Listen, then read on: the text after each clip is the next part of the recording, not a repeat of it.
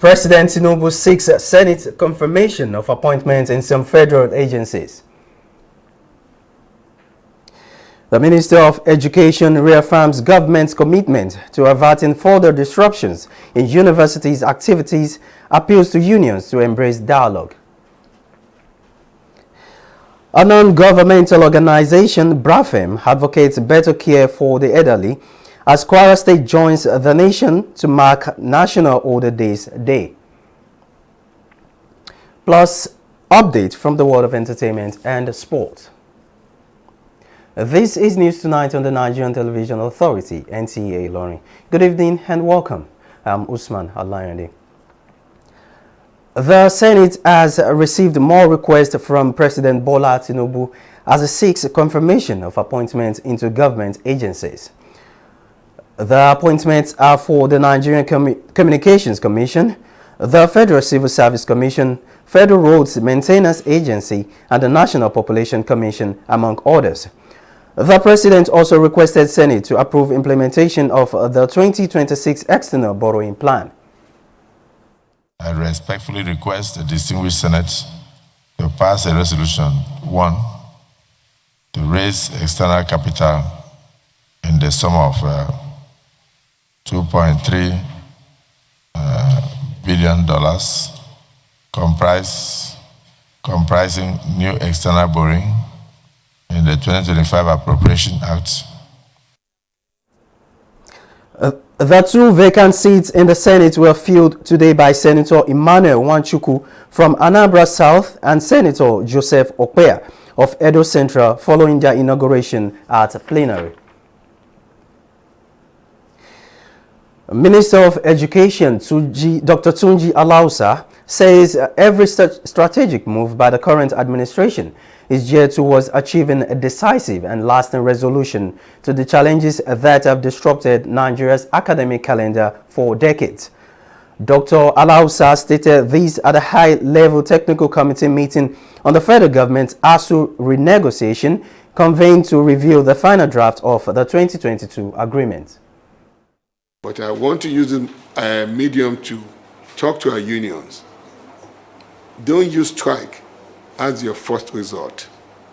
We know you've been patient, but these are issues that happened decades ago. We've addressed several of the issues that you brought up. The end academic allowance has been paid. The government president released 50 billion. That's been paid months ago. Even the needs assessment that tertiary institutions have been fighting for almost 15 years.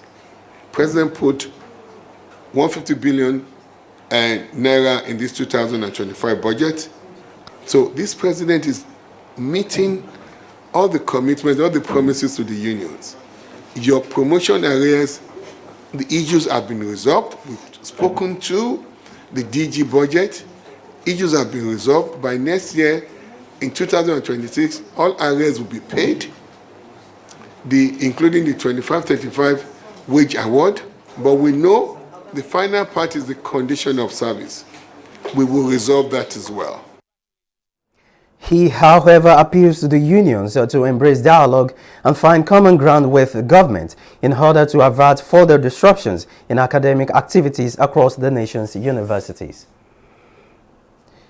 Behind every mission, patrol, and every act of service lies a powerful force, motivation which is not just forged through training or advanced equipment, but through the well-being infrastructure and environment that support personnel to drive operational effectiveness and fuel the fight for the national security and stability.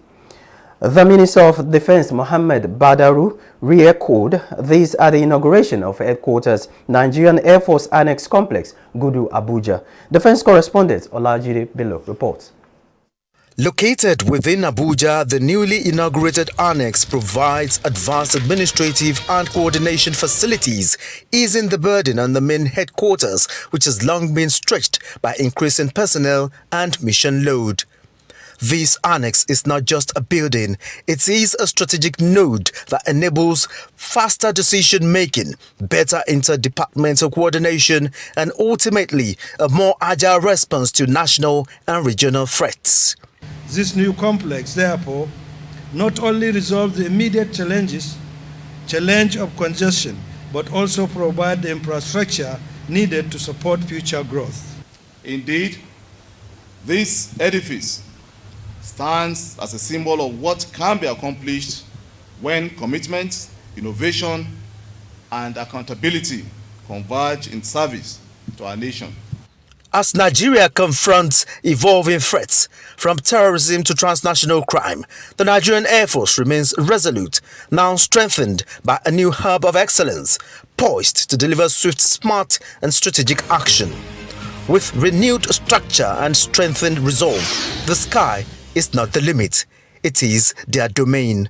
Olajide Bello, NTA News. And away from that, a service compact with all Nigerians, Savicom, is using the lineup of activities to mark the 2025 Customer Service Week to advance effort towards effective service delivery that will engender customer satisfaction for service off-takers in the ministries, departments and agencies of government. Kenneth Nanim reports that the Director General of the NTA, Saliu Abdulhamid Dembos, enjoys the Savicom in the organization to sustain the tempo of excellence already established. Savicom Compact with all Nigerians, Savicom has established front desks in all government ministries, departments and agencies to ensure effective and efficient service delivery. Now, the 2025 Customer Service Week is here. At the NTA, the frontliners in the public relations affairs of the organization also joined in the week-long celebration.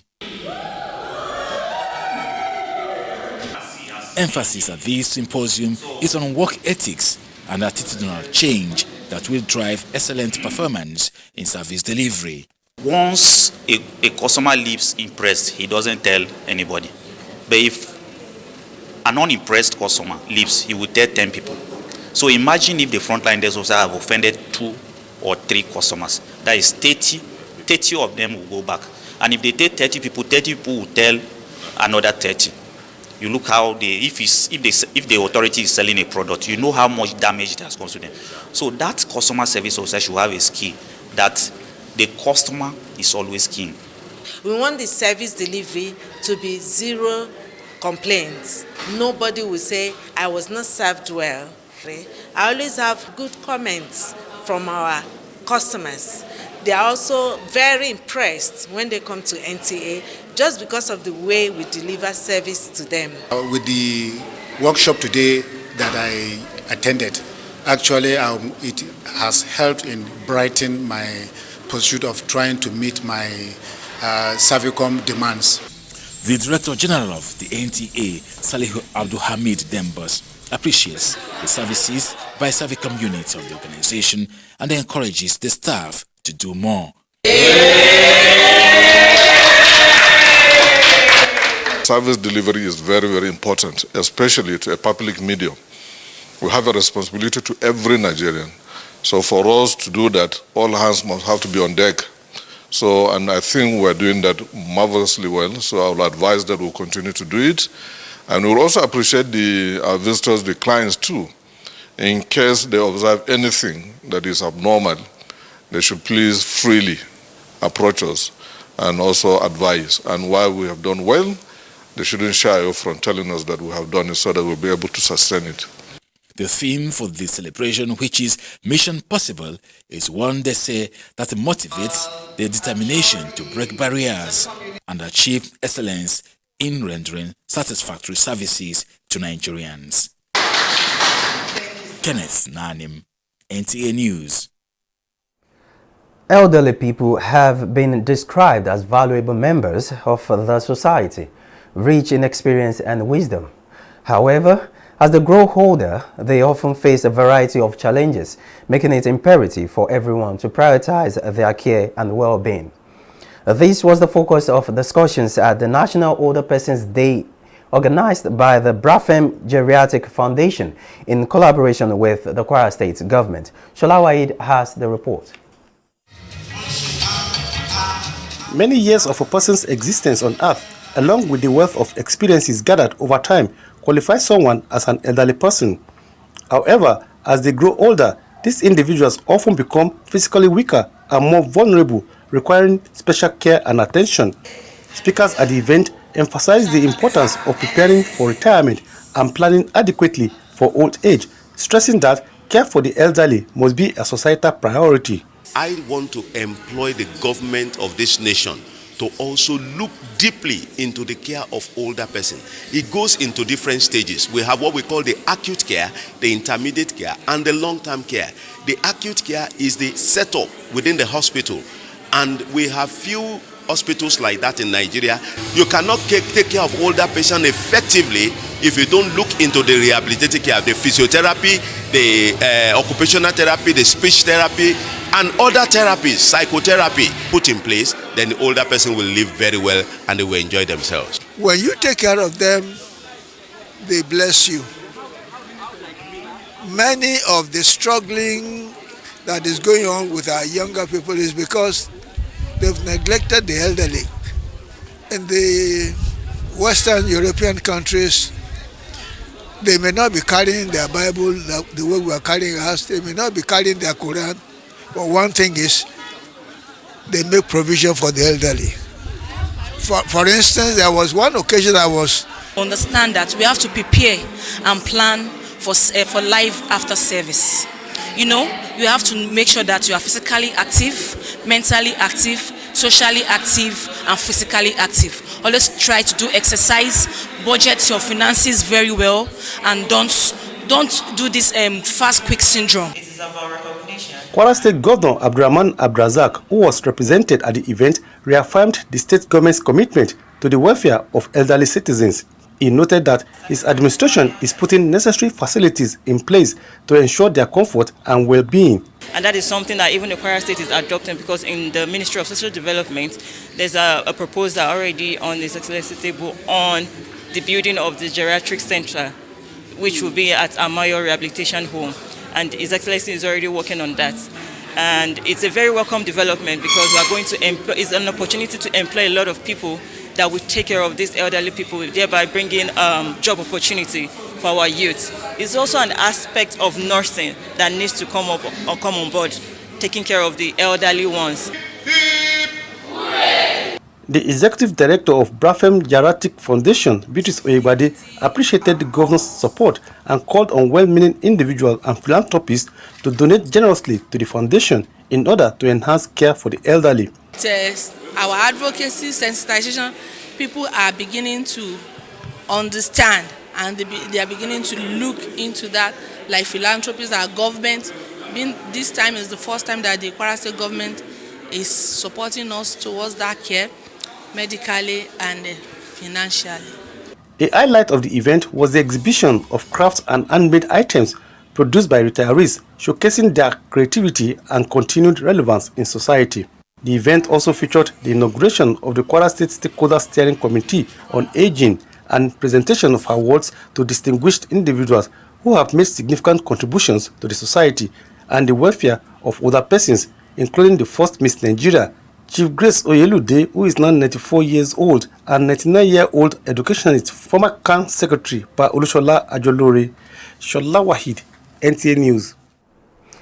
A 16-year-old girl with Down syndrome, Adeleru Ikeoluwa of number 6 Ojomo Basin, Ilorin, Kwara State, has been reported missing by her mother, Mrs. Adeleru Juliana, of the same address. According to a police report issued by SP Adeton Ejire Adeyemi, the police public relations officer of Kwara State Command, on behalf of the State Commissioner of Police, Ikeoluwa was last seen on Tuesday, October 7th, 2025, around 9 a.m. at a basin area of Ilorin. Ikeoluwa, who does not look her age, is a Yoruba girl, has no tribal marks, is light in complexion, approximately 4 feet tall, and has difficulty with speaking due to her health condition. Her elder brother, Joshua Adeleru, who made the police statement available to NTA Ilorin, revealed that she was last seen carrying a traveling bag before her disappearance. He also stated that Ikeoluwa resides in Orelope community beside NTA Ogbomosho, but had come to Ilorin to spend the holidays with her elder sister.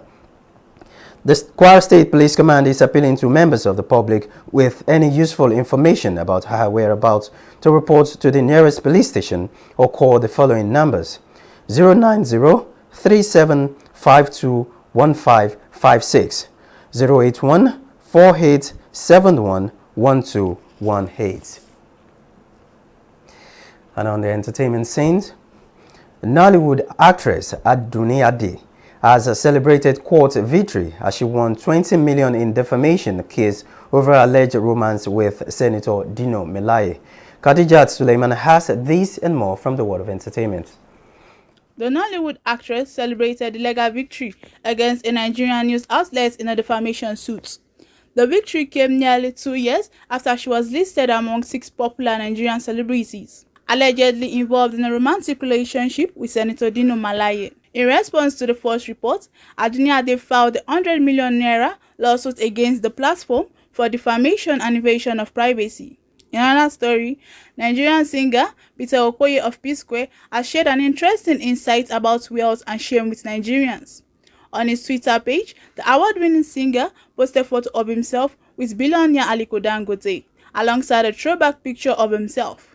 He noted that rich people don't worry about how they look when chasing opportunities, saying that shame is for the broke. Khadijat Suleiman, NTA News. And on sports, the Flying Eagles of Nigeria will face Argentina under-21 team tonight in the second round of the 2025 Under-21 World Cup, beginning from 8 p.m. local time. Azimaz Ibrahim is our guide on sports update. This match is part of the 2025 Under-20 World Championship. Argentina Under-20 has been in impressive form, winning all their group matches, while Nigeria Under-20 has had a mixed run of results with 1 win, 1 draw, 1 loss. A win for coach Aliou Zuberi boys will qualify them for the quarterfinals of the World Cup. Meanwhile, Nigeria has formally launched a bid to host a Formula One Grand Prix in Abuja, a move that could mark the sport's return to the African continent for the first time since 1993. This bid is about showcasing Nigerians' capacity, creativity, and commitment to developing world-class sporting infrastructure, Diko stated. The bid comes on the back of Nigeria's successful hosting of the inaugural E1 Lagos GP in March, which marked the first time the all-electric powerboat series was held in Africa. Azimaz Ibrahim, NTA News. A 5-day Fidal prayer in honor of Sheikh Hassan Abdullahi Al-Qadiriya, the former national chief imam of the Ansarul Islam Society of Nigeria, has been held at his Ilorin residence to seek Allah's forgiveness for his sins and pray for his admission into paradise. The prayer was led by the chief imam of Ilorin, Sheikh Muhammad Bashir Soliu, with the support of several prominent Islamic scholars from across the region. Ahmad Fulani completes the report. The Fidal began with the recitation of some verses from the Holy Quran.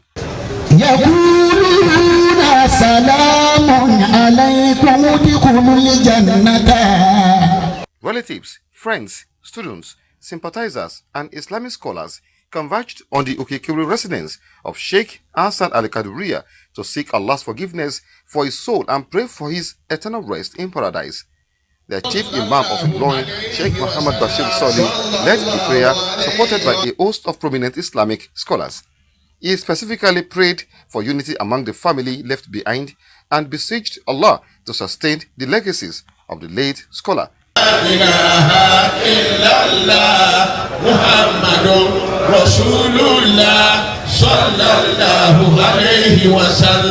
In a brief but thought-provoking lecture, the National Missioner of the Ansarul Islam Society of Nigeria, Sheikh Abdul Mumin Ayara, extolled the virtues of the late Chief Imam. He described Sheikh Hassan Al-Qadiriya's life as a shining example for the Muslim Ummah to emulate. Sheikh Ayara noted that his contributions to the growth of the Ansarul Islam Society and the upliftment of humanity can never be forgotten, urging the children and relatives of the deceased to follow in his footsteps. Children, former students, and guests at the Fidal shared glowing tribute about Sheikh Hassan Al-Qadiriya, particularly his lasting impact on their lives and communities. The training he gave us that we should be contented with whatever we have. We should not rush. We should not look at other people's life. If you see life rosy for other people, we shouldn't look at it. We should remain with our name that He has given to us, His name. We should protect His dignity, and that's why we are believing all today. Then the Al-Hadab that goes with Him, with His knowledge, with His teachers, will follow it to logical conclusions. Out of the elders that are remaining as of the time he left, is the one that you can, when you go to him, you get the consolation of Almighty Allah. You see him, you see Almighty Allah in him. You see him for what he is, in trying to bring the young ones to life. He's very humble, and he's a prayerful man too. Very kind, very calm. I miss a lot. Actually, I miss the prayer, his caring, the way he spoke with us, the way he do everything. I can't even comprehend everything. We have students all over Nigeria. He is a very popular scholar who has contributed into Islamic community. No matter your age, no matter your status, no matter how you are, he has never looked upon anybody. And Almighty Allah has really blessed him. Sheikh Hassan Al-Kadriya was one of the 3 students from the Ansar Islam Adabiya School awarded scholarships to study at the Islamic University of Medina in 1966. He was a devout student of the eminent Sheikh Al-Mufti Muhammad Kamaluddin Al-Adabi. He died after a brief illness, and he left behind children, grandchildren, and great-grandchildren. Ahmed Fulani, NTA News. And up next is the weather forecast for tomorrow.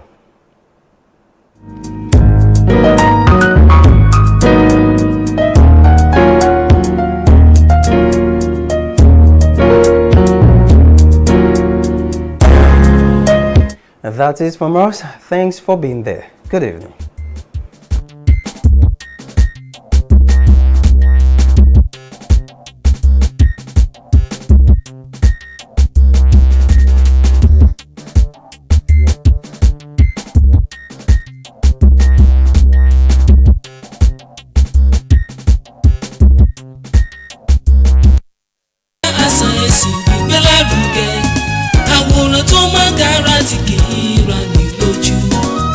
NTA Ilorin ọba ni ó.